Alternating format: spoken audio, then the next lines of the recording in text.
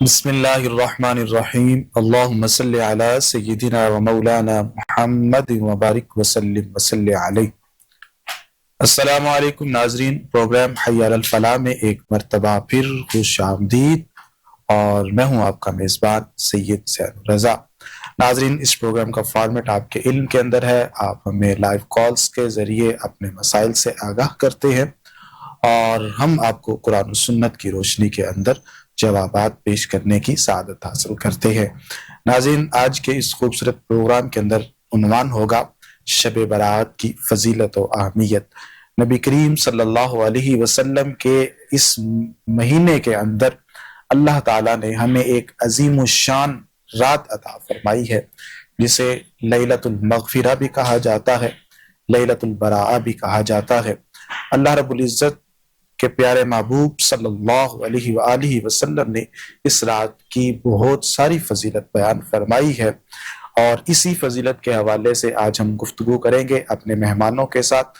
پہلے مہمان ہمارے پاس موجود ہیں، انتہائی ممتاز عالم دین، اکثر کوہ نور کی سکرین کی آپ زینت بنتے رہتے ہیں، جناب صاحبزادہ پیر حفیظ اللہ سہروردی صاحب۔ السلام علیکم پیر صاحب۔ جی وعلیکم السلام ورحمۃ اللہ وبرکاتہ۔ ان کے ساتھ دوسری شخصیت جن کے ساتھ ہم طب کے حوالے سے گفتگو کریں گے، جناب محترم المقام ڈاکٹر محمد نجم الثاقب صاحب۔ السلام علیکم۔ وعلیکم السلام۔ پیر صاحب، آپ سے آغاز کرتے ہیں۔ جس طرح کہ میں نے ابھی عرض کیا کہ اس رات کو لیلۃ البراءہ بھی کہا جاتا ہے اور لیلۃ المغفرہ بھی کہا جاتا ہے، تو اس حوالے سے روشنی ڈالیے کہ کس طرح اس رات کے اندر جو ہے وہ مسلمانوں کو برات ملتی ہے، نجات ملتی ہے، مغفرت ملتی ہے، اس حوالے سے کیا دلائل؟ بسم اللہ الرحمن الرحیم۔ اللہم صلی علی سیدنا و مولانا محمد وعلی آل سیدنا و مولانا محمد مبارک وسلم علیہ۔ الصلاۃ والسلام علیک یا سید یا رسول اللہ وعلی آلک و صحابک سید یا حبیب اللہ۔ بہت شکریہ آپ کا قبلہ شاہ صاحب، آج کے اس خوبصورت ٹاپک پر آپ نے گفتگو کرنے کے لیے ہمیں حکم فرمایا۔ دیکھیں، آپ اس کو مبارک کہہ لیں، آپ اس کو لیلہ کہہ لیں، آپ برکت والی رات کہہ لیں، اس کے بے شمار نام علماء نے لکھے ہیں۔ برکت بھی ہے، اس کی فضیلت بھی ہے، اور اس رات کے صدقے، چونکہ قرآن مجید فرقان حمید میں جو اللہ رب العالمین نے فرمایا کہ فیہا یفرق کل امر حکیم، اس رات میں اللہ تعالیٰ اپنے تمام جتنے بھی معاملات ہیں ان کو تقسیم فرماتا ہے اور بانٹ دیے جاتے ہیں اس رات کو۔ اللہ تعالیٰ جو اللہ تعالیٰ فرماتا ہے کہ اگر رزق کے معاملے میں کوئی رزق مانگتا ہے، زندگی ہے، موت ہے، اس کے عہدے ہیں، فضیلت ہے، درجات ہیں، ایون کہ اس رات کو اس لیے مبارکہ کہا گیا کہ یہ ہمارے لیے، اس امت کے لیے ایک بہت بڑی خوشخبری کی رات ہے۔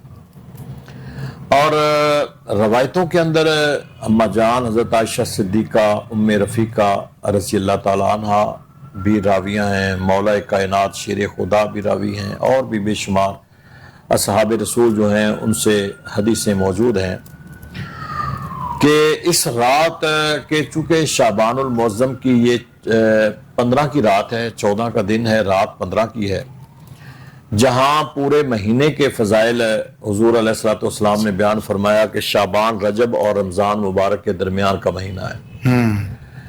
اور جس طرح رجب کو اللہ کا مہینہ کہا گیا، رجب الشہر اللہ، اور پھر اسی طرح دو روایتیں ہیں رمضان شریف کے بارے میں بھی کہ رمضان و شہر اللہ اور رمضان و شہر امتی، کہ رمضان شریف اللہ کا مہینہ بھی ہے اور رمضان و شہر امتی کے حضور نے فرمایا کہ یہ میری امت کا مہینہ بھی ہے۔ اس رمضان شریف کو، رمضان شریف کی تعظیم کے لیے بھی اس کا احترام ضروری ہے کہ تعظیم رمضان بھی، اسے بعض علماء نے کہا ہے کہ یہ تعظیم رمضان مبارک بھی ہے، کہ اس مہمان کے آمد سے پہلے ہم جتنی تعظیم احترام اس مہینے کا کریں گے آگے جا کے ہمارے لیے بڑی آسانی پیدا ہو جائے گی. بے شک. کہ بندہ ایک تھوڑا سا تسلسل میں کسی کام کے تسلسل میں جب وہ رہتا ہے تو آگے اس کے لیے آسانیاں پیدا ہو جاتی ہیں. اسی لیے فرمایا گیا کہ اس مہینے کے اندر روزے رکھو, اس مہینے کے اندر شب بیداری کرو, اس مہینے کے اندر جو ہے وہ قرآن مجید کی تلاوت کرو, نوافل پڑھو, اور آپ رات کو شب بیداری کی صورت میں آپ نوافل کثرت سے پڑھ سکتے ہیں. تو جس طرح پورے مہینے کی فضیلت کو بیان کیا گیا ہے, اس اعتبار سے ایک رات کی فضیلت کو بھی بہت زیادہ بیان کیا گیا ہے. بے شک. کہ عام حالات میں اکثر ہم کہا کرتے ہیں اور پروگراموں میں ہم کہتے بھی رہتے ہیں کہ ایک تہجد کا ٹائم ہے شاہ صاحب, ایک بڑا خاص ٹائم ہے. ہمارے علماء فرماتے ہیں کہ وہ ٹائم ایک ایسا ٹائم ہے کہ اللہ تعالیٰ پہلے آسمان پہ جلوہ افروز ہوتے ہیں, نزول رحمت اس وقت ہو رہی ہوتی ہے, اور تہجد کے وقت بندہ اپنے رب کے بڑا قریب ہو جاتا ہے. بالکل. اس لیمیٹڈ ٹائم کے اندر بندہ جو بھی ڈیمانڈ کرتا ہے, جو مانگتا ہے اپنے رب سے, اللہ تعالیٰ اسے وہی عطا فرماتا ہے. یعنی وہ ایک راز و نیاز کی باتیں ہوتی ہیں, ایک تنہائی کا وقت ہوتا ہے, دنیا سو رہی ہوتی ہے, یا کائنات کو بنانے والا جاگ رہا ہوتا ہے, یا پھر وہ بندہ تنہائی میں بیٹھ کے اپنے رب سے مانگ رہا ہوتا ہے. تو اکثر علماء فرماتے ہیں کہ تہجد کے ٹائم جو دعا مانگی جائے اللہ تعالیٰ اس دعا کو رد نہیں فرماتا. لیکن جہاں تک اس شب برات کی, اس رات کی فضیلت بیان کی گئی اور لیلۃ القدر کی فضیلت کو بیان کیا گیا, اس اعتبار سے علماء فرماتے ہیں کہ وہ تہجد کا ایک ٹائم بڑا مختصر ہے. بالکل. لیکن اس رات یعنی غروب آفتاب سے لے کر طلوع آفتاب تک یہ پوری رات جو ہے وہ اللہ رب العالمین جو ہے وہ پہلے آسمان پہ جلوہ افروز ہوتے ہیں, اور پوری رات اتنی لمبی رات ہے کہ بندہ رات کے کسی حصے میں بھی رب سے مانگے تو اللہ اسے عطا فرماتا ہے. پھر اس رات کی فضیلت اتنی ہے, میں پڑھ رہا تھا کہ عیسیٰ علیہ الصلوۃ والسلام کے دور کا ایک واقعہ ہے, میں آپ کے گوش گزار کر دیتا ہوں. جی جی. کہ عیسیٰ علیہ الصلوۃ والسلام نا ایک پتھر پر موجود تھے, اور وہاں پتھر پر موجود آپ نے ایک اللہ کے حضور میں ایک دعا کی اور ایک سوال کیا کہ مالک رزق کے معاملے میں, عبادت کے معاملے میں. تو اللہ تعالیٰ نے فرمایا کہ اے میرے نبی, میں اس سے بھی زیادہ عجیب تمہیں ایک بات دکھاتا ہوں. پتھر کو حکم ہوا, پتھر پٹ گیا, اس کے اندر ایک بزرگ بیٹھا ہوا تھا. بزرگ مصلی بچھا کے اور تسبیح اس کے ہاتھ میں, اور وہ اللہ کے ذکر میں مشغول تھا. عیسیٰ علیہ السلام نے اس بزرگ سے پوچھا کہ اللہ کے بندے کتنی دیر سے تو اللہ کا ذکر کر رہا ہے؟ تو اس نے کہا 400 سال مجھے گزر گئے. اللہ. تو عیسیٰ علیہ السلام نے عرض کیا مالک یہ تو ہم سے بہت آگے ہے, عبادت میں, ریاضت میں, تیرے ذکر میں یہ بندہ تو بہت آگے ہے. بے شک. تو کتابوں میں لکھا ہے, اس کو نزہۃ المجالس کے اندر بھی اس واقعے کو بیان کیا گیا, اور کتابوں کے اندر بھی, کہ اللہ رب العالمین نے فرمایا عیسیٰ علیہ السلام سے کہ پریشان ہونے کی ضرورت نہیں, اس سے بھی کچھ لوگ ایسے ہیں جو عبادت میں آگے ہیں. واہ سبحان اللہ. تو عیسیٰ علیہ السلام نے پھر جب دریافت کیا, پوچھا, تو میرے رب نے فرمایا میں نے اپنے محبوب کی امت کو ایک رات دے دی ہے جو 15 شعبان کی رات ہے. اس رات میں جو بندہ 2 نفل پڑھے گا یا اس رات کو عبادت کرے گا, وہ اس 400 سالہ اس بزرگ کے ذکر, فکر اور عبادت سے کئی گنا زیادہ درجات میں اس کی عبادت جو ہے وہ آگے ہوگی. 400 سال کی عبادت ایک سائیڈ پہ, اور اس رات کو شب بیداری کرنا, اللہ کی بات کرنا, وہ اس سے آگے ہے. تو اس سے معلوم یہ ہوتا ہے کہ اللہ تعالیٰ نے اپنے محبوب کی امت کو اتنا نوازا ہے, اتنا کرم فرمایا ہے, اتنی مہربانی کی ہے. کہیں لیلۃ القدر میں ملتی ہے, کہیں شب برات میں ملتی ہے, اور کہیں شب میلاد میں ملتی ہے. یعنی ایسے ایسے تہوار, ایون کہ جمعرات, جمعہ کی رات, بالکل, جس کو شب جمعہ کہا جاتا ہے، اس شب جمعہ کی بڑی فضیلت کو بیان کیا گیا ہے۔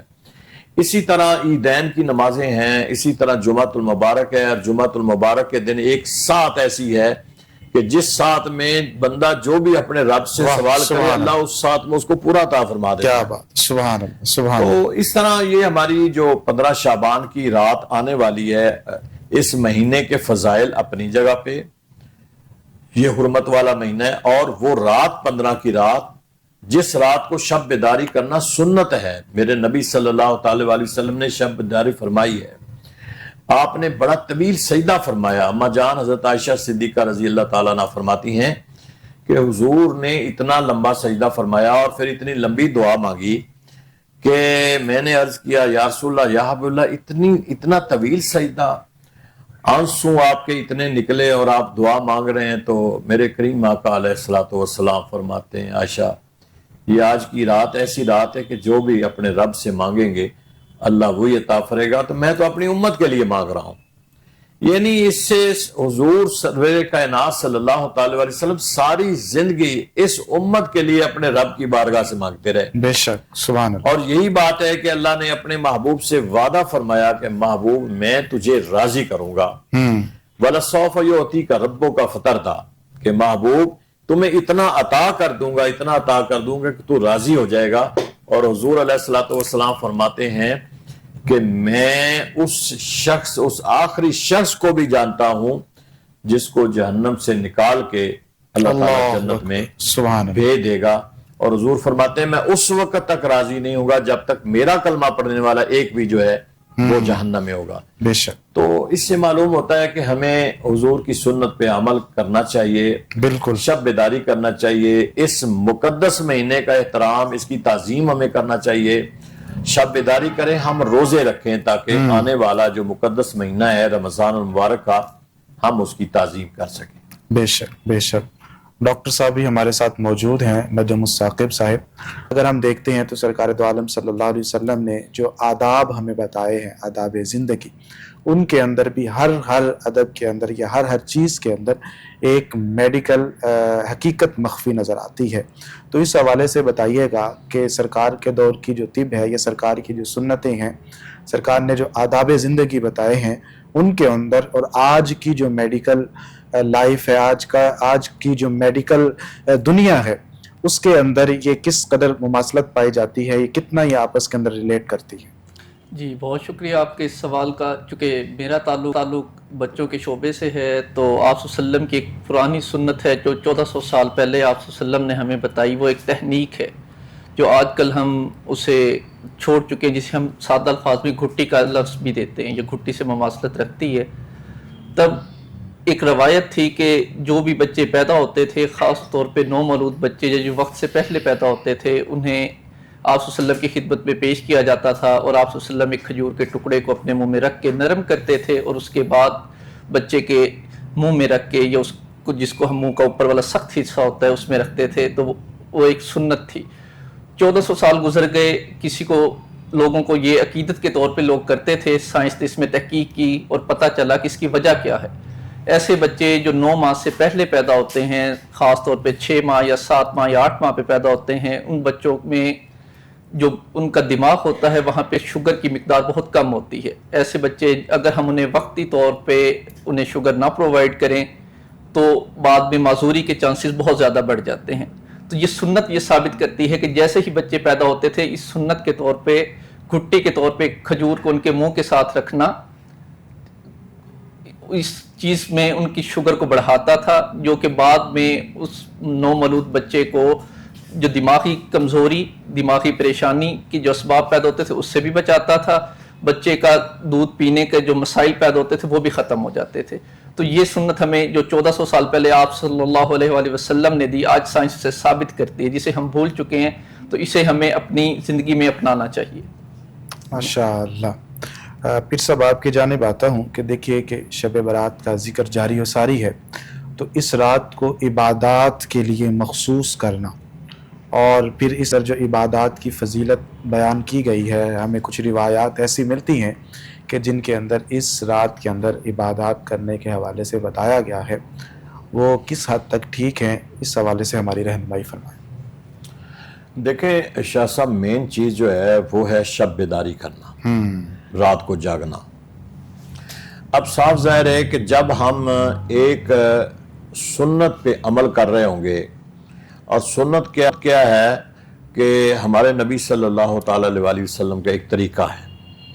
جب ہم اپنے ذہن میں یہ چیز بٹھا لیتے ہیں کہ اس رات کو ہم نے شب بیداری کرنی اس لیے کہ حضور نے کی ہے، تو پھر کوئی بھی ہم غیر شرعی کام تو ہم اس کی طرف تو جائیں گے نہیں۔ ہم مین کریں گے فرسٹ کہ ہم کوئی محفل کریں گے، محفل میں بھی ذکر اذکار ہوتا ہے، قرآن پڑھا جاتا ہے، یا محفل کے آداب کے مطابق حضور کی سیرت پر یا اس رات کی جو فضیلت ہے اس کو بیان کیا جاتا ہے۔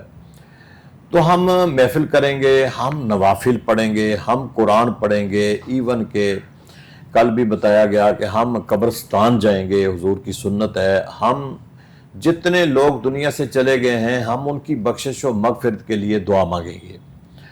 مین چیز یہ ہے کہ ہم اس رات کو اللہ کے ذکر میں رہ کر ہم اللہ سے جستجو کریں اور اللہ سے دعا مانگیں، اللہ کے ذکر میں رہ کر۔ یہ نہیں ہے کہ ہم ساری رات فارغ بیٹھے رہیں اور ہم کہیں اللہ یہ کام کر دے، اللہ یہ کام کر دے۔ دیکھیں مالک سے تو جب بھی مانگیں گے، جس حال میں مانگیں گے، جیسے مانگیں گے وہ عطا کرے گا۔ بے شک کیوں نہ ہو کہ یہ جو ہماری زبان ہے یہ اللہ کے ذکر کے لیے بنائی گئی ہے، ہم اس زبان سے اللہ کے ذکر کو جاری کریں، تسبیح و تحلیل پڑھیں، اور پھر ہم نوافل پڑھیں، نوافل پڑھنے کے ساتھ ساتھ ہم قرآن پاک کی تلاوت کریں، اور تلاوت کرتے ہوئے طویل سجدہ کریں۔ کوشش کریں کہ نوافل پڑھتے ہوئے سجدہ اس رات کو طویل سجدہ یعنی لمبا سجدہ کرنا بھی سنت ہے۔ ہم اس میں تسبیحات پڑھتے ہیں اور پڑھنے کے بعد ہم سجدہ کرتے ہیں، اس کے بعد ہم دعا مانگتے ہیں۔ دعا مانگ کے ہم اللہ کے حضور میں جو بھی جس بھی حاجت، کیونکہ حدیث پاک میں آتا ہے کہ اس رات جبرائیل علیہ السلام کو حکم ہوتا ہے، میکائیل علیہ السلام کو حکم ہوتا ہے، اسرائیل کو ہے، اسرافیل کو ہے، تمام جتنے ملائکہ اس دنیا کے نظام میں اللہ تعالیٰ نے جن کی جو ڈیوٹی لگائی ہے، وہ اپنے اپنے اس ڈیوٹی پر جو مامور ہیں اللہ تعالیٰ کے احکامات پر وہ عمل کر رہے ہوتے ہیں۔ تو اللہ اپنے ان فرشتوں کو جو ڈیوٹی پر مامور ہیں پھر حکم سار فرماتا ہے کہ فرشتوں جو رزق مانگ رہا ہے اسے رزق دو، یعنی لکھ دیا جاتا ہے کہ اس شبرات سے اگلے شبرات تک ایک بجٹ کا ہے نا، کہ اس کو علماء بعض دفعہ ایک زبان بجٹ کی بھی، یہ ایک بجٹ کی رات بھی ہے۔ جس طرح بجٹ بیان کیا جاتا ہے اور پیش کیا جاتا ہے اور وہ پورے سال کا بجٹ ہوتا ہے، اسی طرح اس رات بھی ایک بجٹ ہوتا ہے۔ اس رات تقسیم کیا جاتا ہے کہ کس شعبے کو کتنا دینا ہے۔ جو کوئی مانگتا ہے، اگر کوئی اپنی مغفرت مانگتا ہے تو اللہ تعالیٰ اس کی مغفرت فرماتا ہے، کوئی خیر مانگتا ہے تو اللہ تعالیٰ اس کی خیر فرماتا ہے، کوئی اگر برکت مانگتا ہے تو اللہ تعالیٰ برکت عطا فرماتا ہے، کوئی اولاد مانگتا ہے تو اللہ اس کو اولاد عطا فرماتا ہے۔ اس کے ساتھ ساتھ کوئی بندہ جو ہے جنہوں نے اس دنیا سے جانا ہوتا ہے، کئی ایسے ہوتے ہیں جن کے پتے کاٹ دیے جاتے ہیں، کئی نئی روحیں جو ہیں وہ اس سال میں آنی ہوتی ہیں، تو اس لیے اس رات کو فیہا یفرق کل امر حکیم، اللہ کا امر جو ہے ہر کام حکمت والا اس رات کو تقسیم کیا جاتا ہے، بانٹ دیا جاتا ہے ہر اللہ کا حکمت والا کام جو ہے۔ تو گویا پھر اس لیے ہم چاہتے ہیں کہ حکم ہمیں یہ ہے کہ اس رات جب ہر چیز، تو رسول کائنات صلی اللہ تعالیٰ علیہ وسلم روزے اس مہینے میں اس لیے کثرت سے رکھتے تھے کہ اس مہینے اجل بھی لکھی جاتی ہے، اور اگر حضور فرماتے ہیں میری اجل لکھی جائے تو میں روزے دار ہوں، تو کتنا خوبصورت حضور کا یہ فرمان ہے۔ ہم اس رات کو شب بیداری کریں، جب اجل لکھی جائے تو ہم ایک نیک کام میں مشغول ہوں، ہم روزے رکھیں، ہماری اجل لکھی جائے تو ہم روزے دار ہوں، ہم اللہ سے اپنے رزق کی فراوانی کی دعا مانگ رہے ہوں، ہم اللہ تعالیٰ سے ہدایت مانگ رہے ہوں، ہم اللہ تعالیٰ سے ایمان کی سلامتی مانگ رہے ہوں۔ ہمیں کوئی غیر شرعی دعا نہیں مانگنی چاہیے، دعا وہ مانگیں جو شرع کے اندر ہمارے دین میں، ہمارے اسلام میں، ہمارے ایمان میں جس کی افادیت بیان فرمائی گئی ہے۔ بالکل۔ تو ہمیں اس دائرے میں رہ کے اس رات کو شب بیداری کریں۔ میرا نہیں خیال کہ بندہ خشوع و خضوع کے ساتھ اس رات میں شب بیداری کرے اور اللہ کے حضور میں ہاتھ باندھ کے دعا مانگے تو اللہ اسے عطا فرماتا ہے۔ اس لیے ہمیں چاہیے کہ ہم اس مہینے کا خاص کر کے اور بالخصوص ہمیں اس رات جو 15 شعبان کی آ رہی ہے، ہم اپنے بچوں کو خود روزہ بھی رکھیں، شب بیداری بھی کریں، نوافل پڑھ کے اپنے دعا مانگیں۔ اور پھر ایک اور بات بھی ہے کہ اس رات کو اگر کثرت سے استغفار کرنا چاہیں تو وہ بھی کریں آپ، بالکل کثرت سے استغفار کرنے سے یہ ہوگا، چونکہ اللہ تعالیٰ تو عطا فرما رہا ہے اس رات میں، پہلے آسمان پہ جلوہ افروز ہے، اور اللہ تعالیٰ فرما رہا ہے بھئی مانگنے والوں مانگو مانگو، جو یہ ایک لوٹ سے لگی ہوئی ہے، آپ مانگیں، جو جو مانگیں آپ کو وہ مل جائے گا۔ تو پھر استغفار اتنی کثرت سے کریں کہ اللہ ہمارے پچھلے جتنے ماضی کے گناہ ہیں وہ سارے معاف کر دے، اور یقیناً وہ معاف فرمانے والا ہے۔ پھر اس رات کو ہم توبہ بھی کریں۔ توبہ کا مطلب یہ ہے کہ ہم آنے والے وقت سے توبہ کریں کہ مالک ہمیں گناہوں سے محفوظ کر، ہمیں نیکی کی ہدایت عطا فرما، ہمیں دین کی سمجھ عطا فرما، ہمیں آنے والے مقدس مہینے رمضان مبارک اس کی ہمیں جو ہے وہ روزہ رکھنے کی توفیق عطا فرما، صحیح معنوں میں اس کا احترام کرنے کی توفیق عطا فرما۔ تو اس طرح ہمیں شب بیداری کرنی چاہیے، اور تمام ناظرین سامعین جو ہمارے پروگرام کو دیکھ رہے ہیں یا سماعت فرما رہے ہیں، انہیں چاہیے کہ وہ تیاری کر لیں کہ ضرور اس رات کو جاگیں اور اللہ کے حضور میں دعا مانگیں، جستجو کریں، اپنے رزق کی دعا مانگیں، اپنے گھر کی خیر و برکت کی دعا مانگیں، اپنے بچوں کی تعلیم و تربیت کی دعا مانگیں، اور جو بھی مانگیں گے انشاءاللہ اللہ تعالیٰ وہ عطا فرمائے گا انشاءاللہ العزیز۔ حضرت ابھی آپ نوافل کا ذکر فرما رہے تھے تو بہت ساری باتیں ہمارے سامنے آتی ہیں۔ ایک تو یہ بھی تصور آتا ہے کہ اس رات کے اندر جو عبادات کا تصور ہے وہ نہیں ہے، بالکل یہ بدعت ہے۔ پھر اسی طرح 100 رکعات نماز نوافل ادا کرنا، کیا یہ ثابت ہے کسی حدیث پاک سے، یا دیگر جو نوافل ہیں اس حوالے سے بھی رہنمائی فرما دیجئے، اور ساتھ یہ بھی بتا دیجئے کہ کون کون سے نوافل ہمیں پڑھنے چاہیے۔ دیکھیں شاہ صاحب، 100 نوافل کا ہمارے اسلاف سے یہ بھی ثابت ہے، 100 نفل کا بھی نوافل کا ٹھیک ہے، یہ بھی ثابت ہے اسلاف سے۔ تو اسلاف جو، یہ ایک بات ذہن میں بٹھا لیں کہ ہمارے جتنے اسلاف ہمارے بزرگ گزر گئے ہیں وہ قرآن و سنت کے خلاف کوئی ایسی بات نہیں کرتے تھے۔ بے شک جب وہ کہتے ہیں نا کہ ہمارے اسلاف سے ثابت ہے، تو پھر اسلاف شریعت سے باہر نہیں ہے۔ بالکل، شریعت سے اگر کوئی باہر ہو تو پھر وہ اسلاف میں شامل نہیں ہے۔ تو اس لیے جہاں تک نوافل کی ہے، اچھا یہ کوئی قید بھی نہیں ہے، ٹھیک ہے، یہ بھی قید بھی نہیں ہے کہ ایک بندہ نہیں پڑھ سکتا تو اس کے لیے کوئی نہ فرض ہے نہ واجب ہے۔ نوافل کا تعلق خالصتاً اللہ تعالیٰ کے ساتھ ہے، نفلی عبادت ہے نا جی، نفلی عبادت جب ہم کریں گے تو ہم نفل پڑھیں گے تو نیت کریں گے کہ عبادت اللہ تعالیٰ کی۔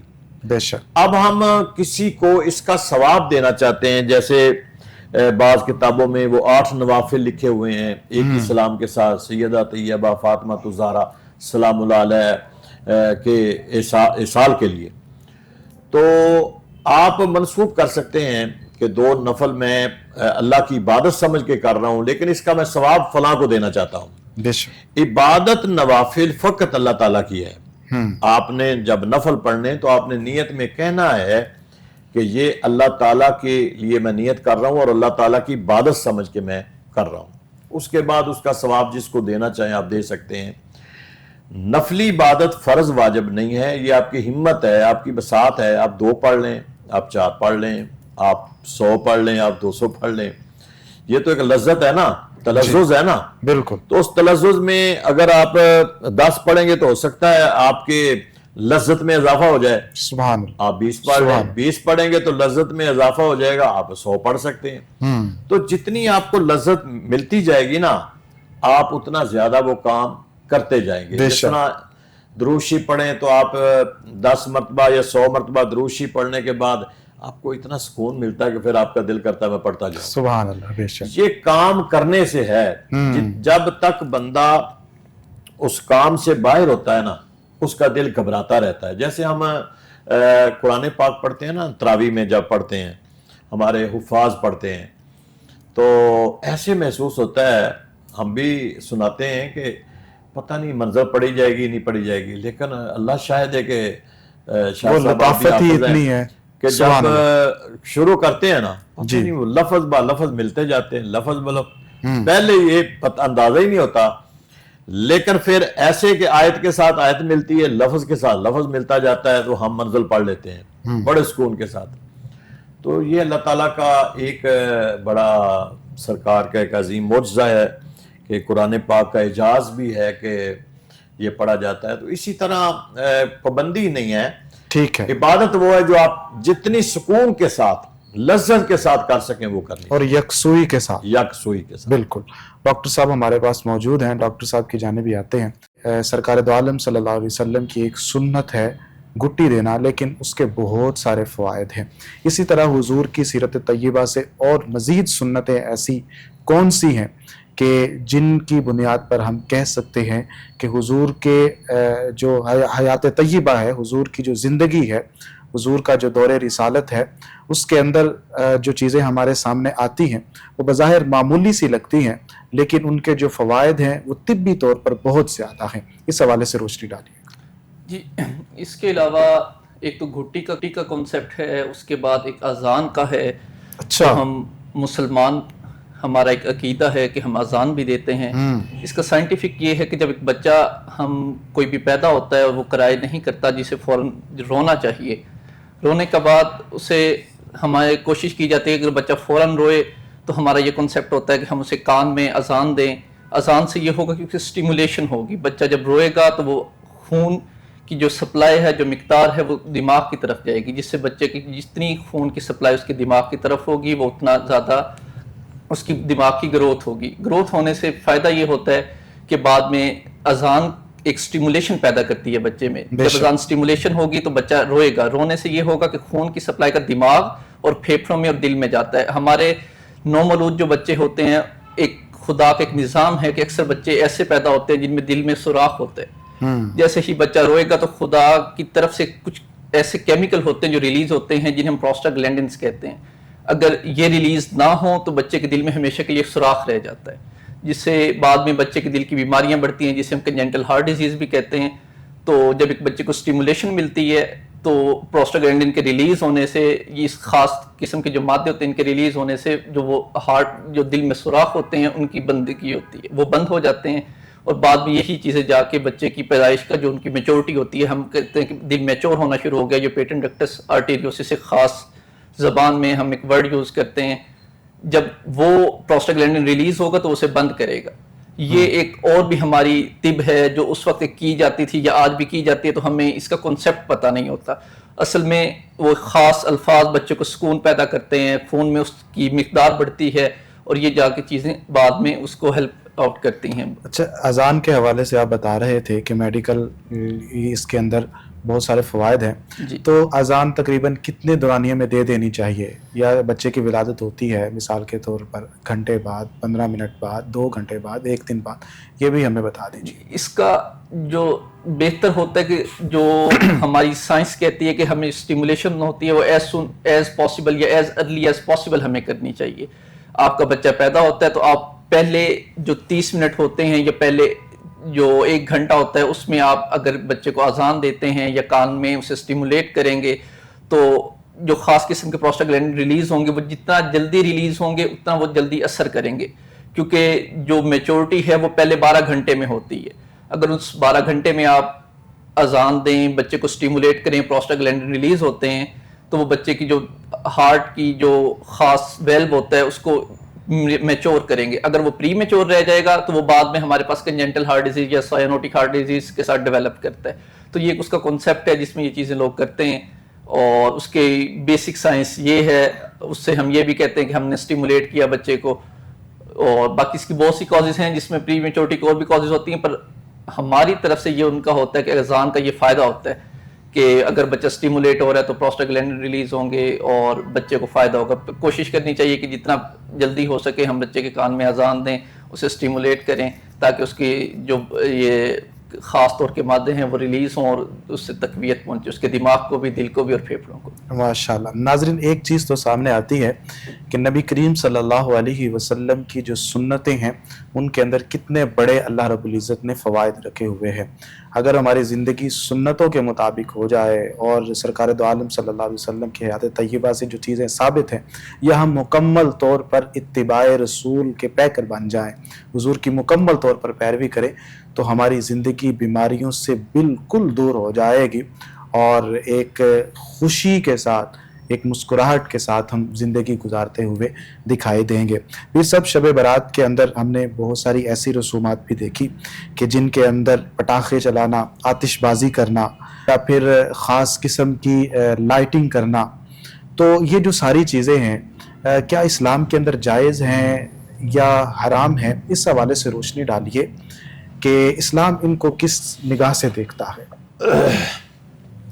شاہ صاحب، اسلام کے ساتھ ساتھ ان چیزوں کا کوئی کانسیپٹ ہی نہیں ہے۔ اسلام تو تہاں ان کی تشریح کرے یا بیان کرے کہ اگر ان کا کوئی کانسیپٹ ہو کہ یہ پٹاخے چلانا، یہ بتیاں جلانا، یہ اپنا اس قسم کے شور و غل کرنا، ٹھیک ہے، لائٹنگ ایک حد تک ہوتی ہے کہ چلیں ہمارا خوشی کی رات ہے تو ہم تھوڑی بہت لائٹنگ گھر میں کر لیں یا مساجد میں کر لیں، وہ تو ایک علیحدہ ایشو ہے کہ وہاں محفل ہو رہی ہوتی ہے کہ ہم لائٹنگ کر رہے ہوتے ہیں، تو لائٹنگ کی وجہ سے لوگوں کو پتہ چل جاتا ہے کہ اس مسجد میں پروگرام ہو رہا ہے جی، یا گھر میں ہم کوئی جیسا لائٹنگ کر دیتے ہیں کہ آج رات جو ہے وہ شب رات ہے، شب برات ہے، تو اس لیے ہم نے گھر میں لائٹنگ کی ہوئی ہے۔ اس کے علاوہ یہ جو دوسرا پروسیس ہے کہ اس میں جو لوگ آتش بازی کرتے ہیں یا بچے شور و غل کرتے ہیں یا پٹاخے چلاتے ہیں، اس کا اسلام کے ساتھ کوئی تعلق ہی نہیں ہے۔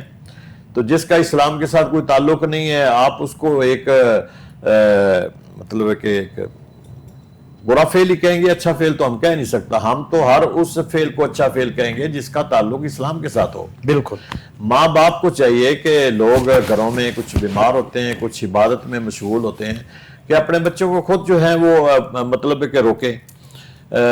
تو ماں باپ اگر نہیں روکتا تو ماں باپ بھی تو برابر میں گناہگار ہوتا ہے نا۔ اب کسی کے بچے کو شاہ صاحب میں اور آپ اگر منع کریں گے تو وہ تو ویسے ہی برا فیل کریں گے۔ بالکل۔ ماں باپ پیسے دیتے ہیں بچوں کو، ماں باپ روکیں کہ خبردار، لیکن کافی حد تک میں سمجھتا ہوں کہ آج سے 5-7 سال یا 10 سال پہلے بہت زیادہ تھا، اب کافی حد تک جو ہے وہ یہ کام رک گیا ہے۔ بالکل، شعور آتا چلا جا رہا ہے۔ ہاں، مطلب آہستہ آہستہ شعور آتا جا رہا ہے اور آہستہ آہستہ وہ جو باقاعدہ طور پر بڑے طریقے سے ایک اثرات کو منایا جاتا تھا وہ بھی کم ہوتا جا رہا ہے۔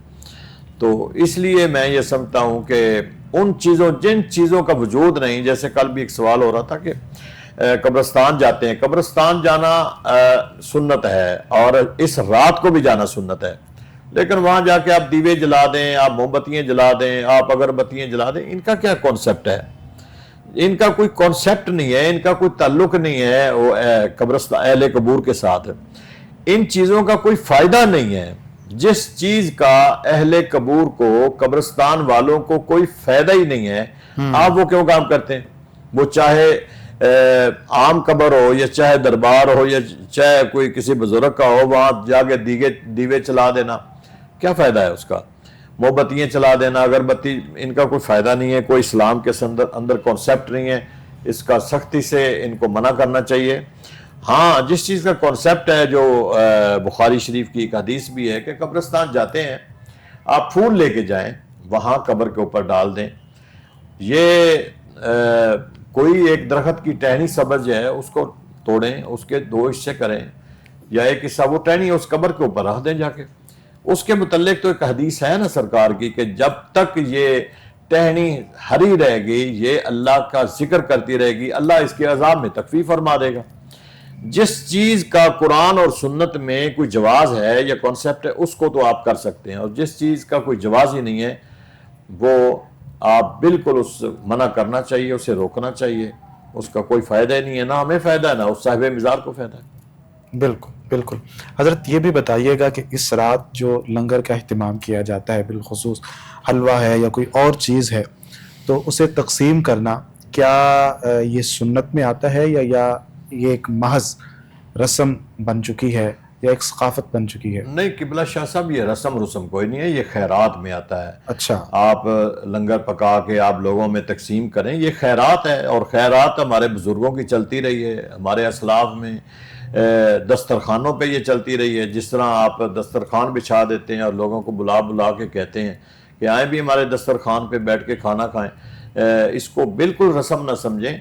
یہ ایک لنگر بنا کے تقسیم کرنا، کھانا کھلانا کسی کو بلا کے، یہ ایک خیرات میں، صدقہ نہیں ہے، یہ خیرات میں ایک چیز آتی ہے کہ سخاوت میں یہ ایک چیز آتی ہے کہ آپ کا ایک لنگر چل رہا ہے، آپ سخی ہیں، آپ لوگوں کو بلا کے کھلا رہے ہیں، اس میں کوئی ایسی مطلب ہے کہ غیر شرعی بات نہیں ہے۔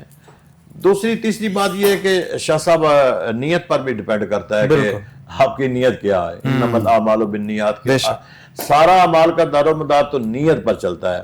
اب اگر ایک بندہ نیت یہ بنا لے کہ میں 10 دیگیں بنا کے، تو یہاں لوگوں کا ہجوم ہو جائے گا، لوگ مجھے بادشاہ کہیں گے، بڑا کہیں گے کہ میاں جی اس کے ڈیرے پہ بڑی دیگیں چلتی ہیں۔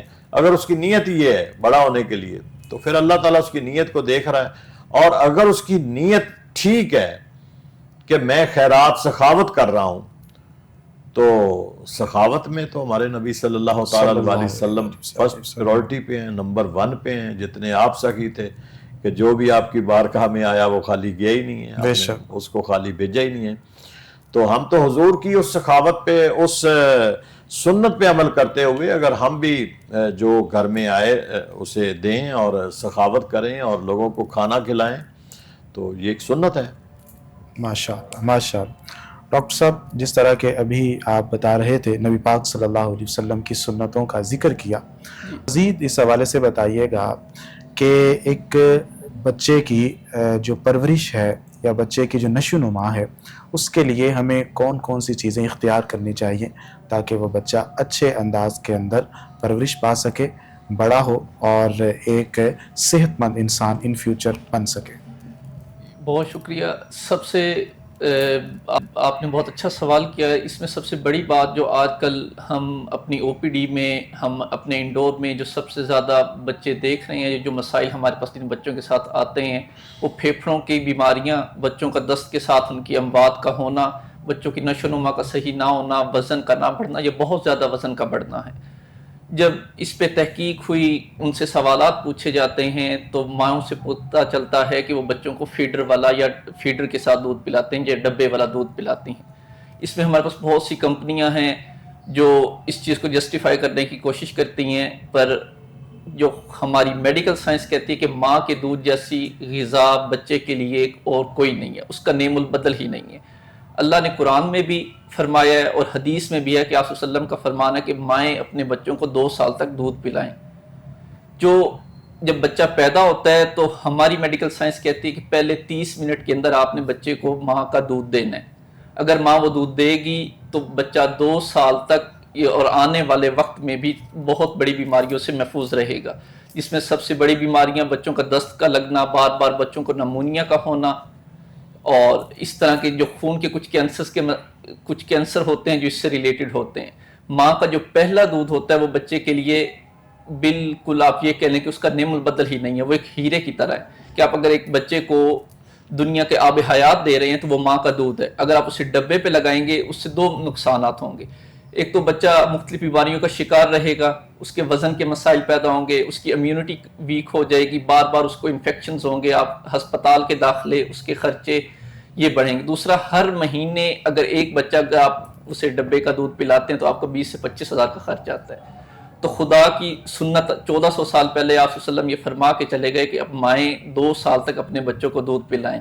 اگر وہ وہی دودھ آپ 2 سال تک پلائیں، ماں کی صحت بھی اچھی رہے گی، ماں کو کینسر بھی نہیں ہوگا، ماں کا بھی فائدہ ہے اور بچے کا بھی فائدہ ہے کہ آپ کو ہاسپٹلس کے ایڈمیشنز بھی نہیں پڑیں گے، بیماریاں بھی نہیں ہوں گی، اور آپ کا جو اکنامیکل ہے وہ ایکسپینس بھی آپ کا کم ہو جائے گا۔ تو یہ سنت آپ صلی اللہ علیہ وسلم کی طرف سے ہمیں 1400 سال پہلے دی گئی، جسے اب ہم آ کے ماڈرنزم اور ماڈرن دور میں ہم آ کے اسے بھولتے جا رہے ہیں، اور ہم کوشش کرتے ہیں کہ ہم اپنے بچے کو ڈبے والا دودھ پلائیں جس کے بہت زیادہ نقصانات ہیں۔ بے شک، بے شک۔ پیر صاحب، آپ کی جانب آتا ہوں کہ جس طرح ہم شب برات کے حوالے سے گفتگو کر رہے ہیں، تو اس موقع کے اوپر تو میلاد کا انعقاد کرنا یا محافل کا انعقاد کرنا پھر اس رات کو تہوار کی طرح منانا، نئے کپڑے پہننا، گھروں کو سجانا، صفائی کرنا، تو اس حوالے سے بتائیے گا کہ کیا یہ جو اعمال ہے یہ درست ہے اور کس حد تک درست ہے، اور اس حوالے سے جو حدود و قیود ہے وہ بھی بتا دیجیے۔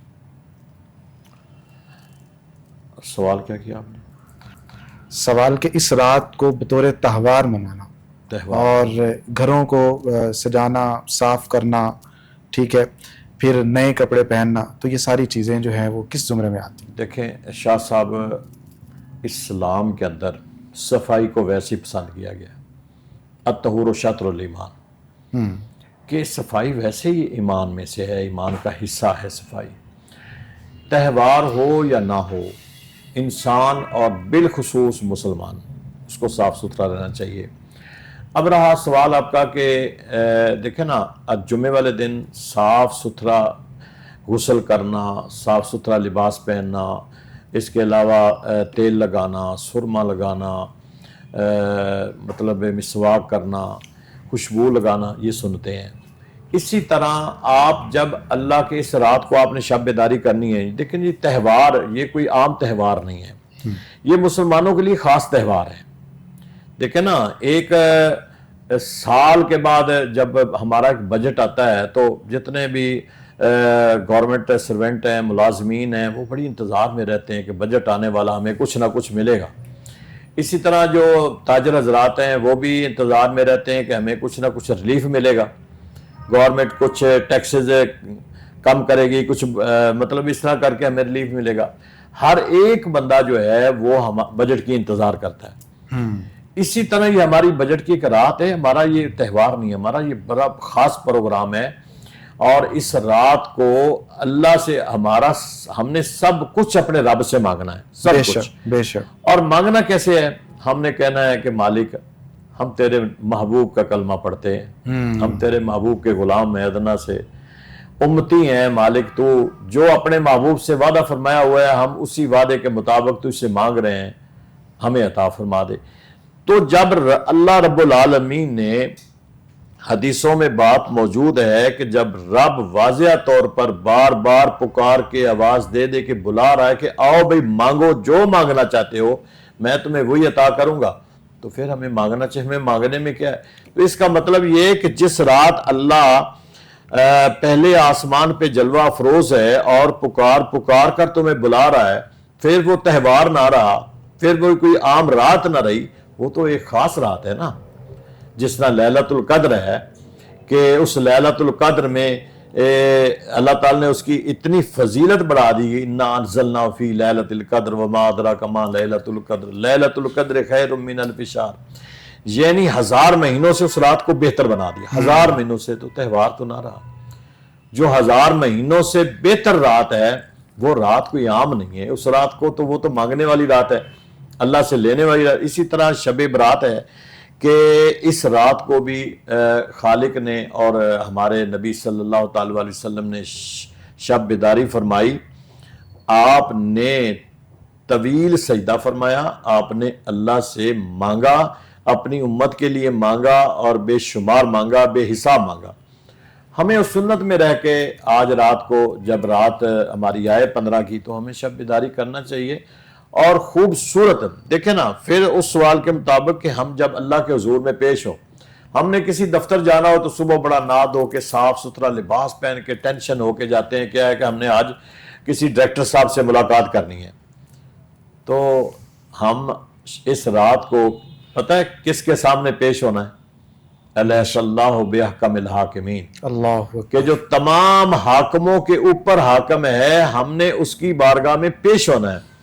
تو جب اس کی بارگاہ میں پیش ہونا ہے تو پھر ہمیں چاہیے نا غسل کر کے، صاف ستھرا لباس پہن کے، تیل لگا کے، سرما لگا کے، خوشبو لگا کے، امامہ شریف یا ٹوپی پہن کے اس کی بارگاہ میں پیش ہو جائیں، اور پیش ہو کے پھر ذکر فکر کر کے اور خشوع و خضوع کے ساتھ پھر ہاتھ بلند کر کے اس کے دربار سے مانگیں کہ مالک، یہ عاجز بندہ ہے، تیرے محبوب کا کلمہ پڑھنے والا امتی اور غلام ہے، یہ میری حاجات ہیں، مالک یہ پوری فرما دے، یہ میرے مقاصد ہیں، یہ پورے فرما دے۔ تو میرا خیال ہے کہ جب اللہ نے آپ کو بلایا ہے تو اللہ نے کچھ دینے کے لیے بلایا نا، وہ ہر چیز سے واقف ہے نا. تو اللہ نے یہ رات ہمارے لیے رکھی ہے اور اللہ نے ہمیں بلایا ہے اور بلا کے کچھ ہمیں دینے کے لیے بلایا ہے، تو پھر ہمیں جانا چاہیے اور بڑے سج دھج کے ہمیں جانا چاہیے، اللہ کے حضور میں پیش ہو جائیں جا کے مالک آ گئے ہیں. صاف ستھرا، اور اسلام کہتا ہے کہ ہمیں صاف ستھرا رہنا چاہیے. بے شک بے شک. حضرت جس طرح ابھی ہم نے گفتگو کی ہے، نوافل کے حوالے سے گفتگو کی کہ نوافل اس رات کے اندر پڑھے جائیں، جس قدر ہو سکتا ہے پڑھنے چاہیے. 100 رکعت نماز نوافل اگر آپ پڑھ سکتے ہیں آپ پڑھیں. آپ سیدہ کائنات سیدہ فاطمہ الزہرا سلام اللہ علیہا کے نام سے نوافل پڑھنا چاہتے ہیں آپ پڑھیں. یہ چیزیں اگر ہم پیش نظر رکھیں، اس کے علاوہ ہم نے وہ چیزیں جن کا اسلام کے ساتھ کوئی تعلق نہیں ہے، لوگوں نے خود اپنے طور پر اس رات کے اندر شروع کی، جس طرح کے آتش بازی ہے، پھر اس طرح پٹاخے بجانا ہے، پھر اور بھی بہت ساری ایسی چیزیں ہیں کہ جو ہمیں اس رات کے اندر دیکھنے کو ملتی ہیں. تو آپ کیا سمجھتے ہیں کہ یہ جو ساری چیزیں ہیں ان کو اگر ہم یکجا کریں اور پھر ہم نتیجتاً دیکھیں تو کون سی چیزیں ایسی ہیں کہ جن کا تعلق بدعات سے ہے، اور پھر جس طرح کے بدعات کی 2 قسمیں ہیں، بدعت سیئہ ہے، بدعت حسنہ ہے، تو کن چیزوں کو ہم بدعت سیئہ کے زمرے میں رکھیں گے، کن چیزوں کو ہم بدعت حسنہ کے زمرے میں رکھیں گے؟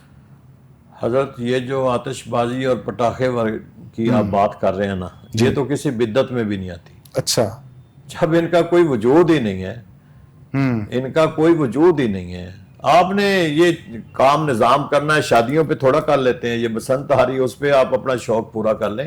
شبرات کے ساتھ، ان تہواروں کے ساتھ، یہ تہوار تو ہماری اللہ کے ذکر کے لیے ہے نا، بالکل یہ عبادت کے لیے تہوار ہے. اب عبادت کا ان چیزوں کے ساتھ کیا تعلق، یا آتش بازی اور ان چیزوں کا عبادت کے ساتھ کیا تعلق؟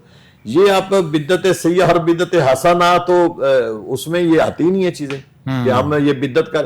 بدعت تو وہ ہے کہ جس کا چیز کا اسلام میں جس چیز کا وجود ہے، یا جو چیز ہم نئی ایڈ کر رہے ہیں، یہ چیز تو وہ بھی چیز نہیں ہے ایڈ کر رہے ہیں، یہ تو آپ شور و گل کر رہے ہیں. اس لیے اس تہوار کے ساتھ ان چیزوں کا کوئی کانسیپٹ ہی نہیں ہے. یہ آپ اپنے طور پہ منا رہے ہیں، مناتے رہیں. ان جس مقصد کے لیے ہمیں اللہ تعالیٰ نے یہ راتیں دی ہیں، ہمیں تو اس مقصد کو پورا کرنا چاہیے نا. ہم اللہ کے حضور میں کوئی آتش بازی لے کے یا یہ پٹاخے لے کے تو نہیں نا پیش ہوں گے. ایک باہر بچوں کا شور و غل ہے، اس کو آپ نہ بدعت حسنہ کہہ سکتے ہیں نہ بدعت سیئہ کہہ سکتے ہیں. اسلام میں کوئی نئی چیز تو پیدا نہیں نہ کر رہے ہیں آپ، بالکل، کہ آپ بدعت اس کو سیئہ میں لے جائیں. تو اس لیے یہ ایک رسومات ہیں آپ کی، وہ سمجھ لیں، ہندو رسومات سمجھ لیں، جو بھی سمجھ لیں. تو ان کو اور چیزوں پہ، شادیوں پہ یہ شوق پورا کر لیں، میلوں پہ شوق پورا کر لیں، یہ بسنت آ رہی ہے اس پہ آپ اپنا شوق پورا کر لیں. لیکن میلاد شریف ہو گیا، یا لیلۃ القدر ہے، یا شب برات ہے، یا یہ ہمارے تہوار جو ہیں، ان کے ساتھ ان چیزوں کا کوئی تعلق اور کانسیپٹ نہیں ہے، نہ ہی ہمیں جوڑنا چاہیے. اگر کوئی کرتا بھی ہے تو وہ اپنے علیحدہ کرے، وہ ان چیزوں کے ساتھ نہیں ہے کوئی تعلق کہ ہم کہیں یہ ہمارے سرکار کا دن ہے، تہوار ہے، میلاد شریف ہے، اور میلاد شریف میں جی ہم آتش بازی کر رہے ہیں، جی ہم یہ کر نہیں. لیکن ان دنوں اور راتوں کا جو کانسیپٹ ہے کہ ہم اللہ کے حضور میں عبادت کریں. اگر سرکار کا میلاد ہے تو ہم درود و سلام پڑھیں، جتنا کثرت سے درود شریف پڑھ سکتے پڑھیں. ان راتوں میں ہم نوافل پڑھیں، ہم قرآن پڑھیں. جس کا شریعت کے ساتھ جس کا کوئی تعلق ہے، اب حضور نے ساری رات شب بیداری کی ہے تو اس میں یہ چیزیں تو ایڈ نہیں ہے نا. بالکل، حضور نے آنسو بہائے ہیں، امت کی مغفرت کے لیے دعا مانگی ہے، حضور نے نوافل پڑھے ہیں، حضور قبرستان گئے ہیں.